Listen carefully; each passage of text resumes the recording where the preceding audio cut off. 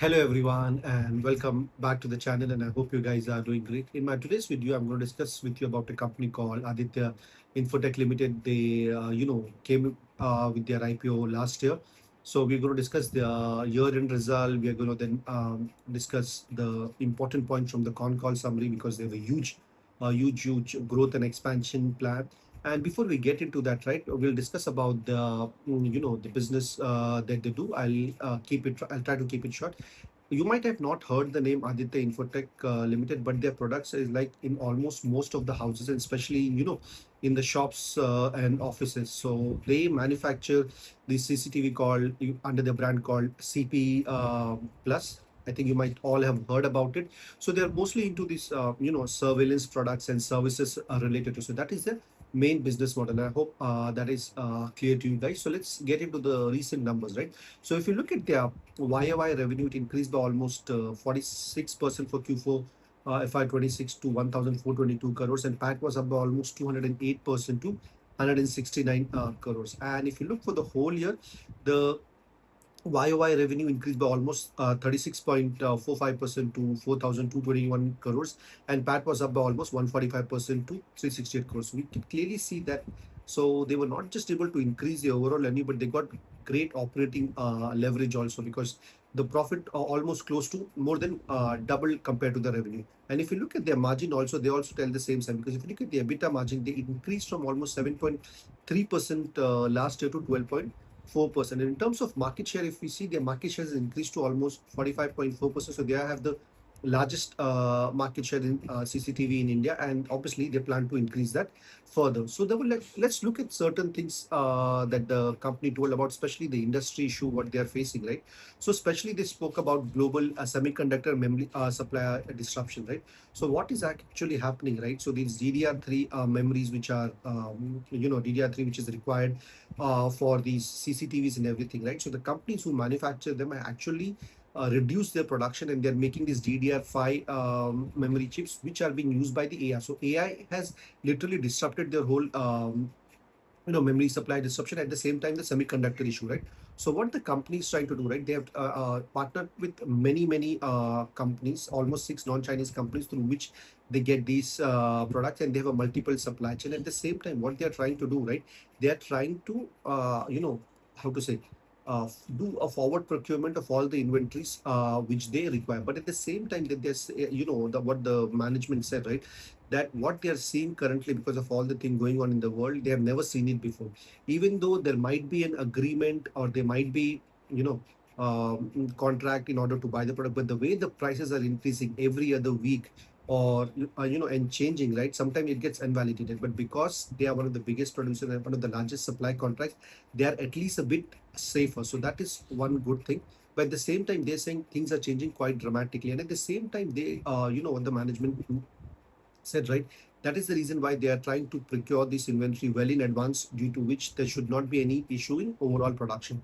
And if you look at their current capacity, right, so current capacity of their plant is around 2.5 million units per month, and they plan to improve this capacity utilization for this whole plant to around 90 to 100% for FY27. And if you look at the partnerships that they did in FY26, which are also very important, right?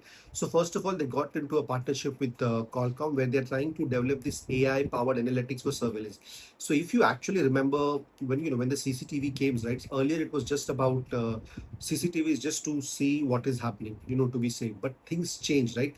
Then the voice came into picture. Then certain, if detection, if people used to move, then the CCTV started, giving warnings and everything. But now with the AI, right, a lot of things are changing. So they are not just using it to monitor things, but to using that surveillance, get much more of data and analyze a lot of other things. So that's what they're getting into it. Once they're able to develop that, they're going to put those things into their overall service and their product. And they have another partnership, they have got into a partnership with L&T Semiconductor, where they're going to supply them 3 million next gen CCTV IP cameras over the next 3 years. So that's a great sign. And another thing what they have done, right, they have done a JV with Orient Cables, where they will manufacture LAN and CCTV cables. So this is the plan of backward integration. So currently, whatever cables that they require for LAN, as well as for for the CCTV, they currently either import it or get from third-party suppliers, right?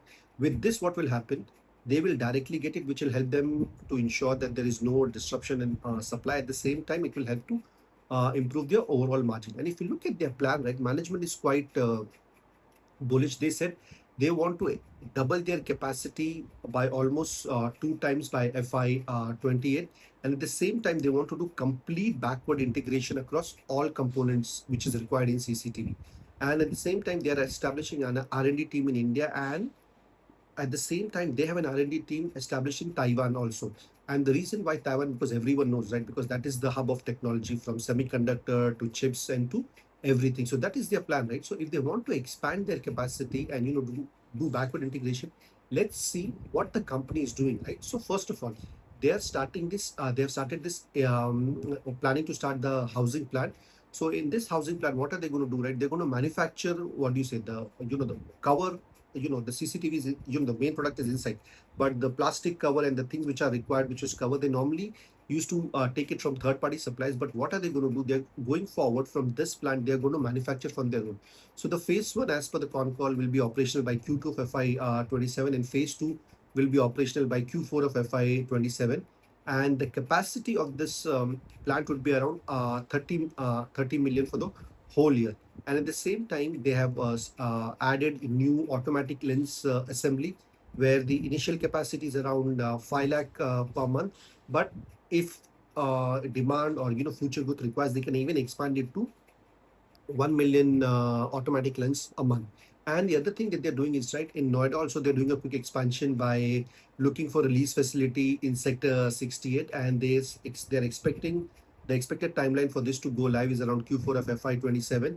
And their current plan, which is in Kadapa, right, they also plan to expand that. So what they're trying to do, right, they're trying to look for adjacent land for future expansion. So imagine, no company is going to take new facilities, new land, unless and until they are confident of the growth and the demand which is out there. And at the same time, right, they are starting a new manufacturing facility in Rajasthan, where the commercial operations will start from Q2 or Q3 of FY27. And at the same time, they want to create a cluster of factory in the north side. So what they're trying to do, they're also trying to look, buy a large land parcel for future CCTV and lens JV plans. So these are their plans. And if you actually look at it, it's actually quite great. And because they're not just trying to increase the overall capacity to sell their products, at the same time they are trying to do backward integration, which will help them to have, ensure that there is no disruption in the supply chain, but at the same time give them better margin. And if you look from the guidance perspective, right, the management said that they have actually increased their guidance for FY27. Earlier, their guidance was around 5,500 crore revenue. Now they've increased their guidance to around 6,500 crore of revenue, which is a growth of almost 50%. And they've also helped, they said they've increased their, EBITDA margin from 12 to 13% around on this one. And the other thing the management said, right, actually for me, which was the dampener, right, it's regarding the price part, right? So what the management said, right? Obviously, they had inventory which was of low cost, which they have completely utilized it, which helped them improve their margin. So going forward, they have to use the new inventories at a higher cost, which might, which will not give them the same benefit, but at the same time, the new.